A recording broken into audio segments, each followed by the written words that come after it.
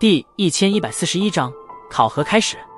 黑衣女孩慵懒的双眸在大殿之内徐徐扫过，而凡是被其目光所扫中之人，心头无不是泛起一种火热以及忌惮之情。对于此女，在座的人怕是没有未曾听说其名头的人。曹家妖女曹颖，未来的丹塔巨头候选者之一。前面这个名头或许并不响亮，但后者却是足以令得无数人将之视为高高在上的神邸。丹塔巨头，这个全大陆权势极大的位置，任何人坐在那里都将会真正的感受到权柄滔天是何种意味。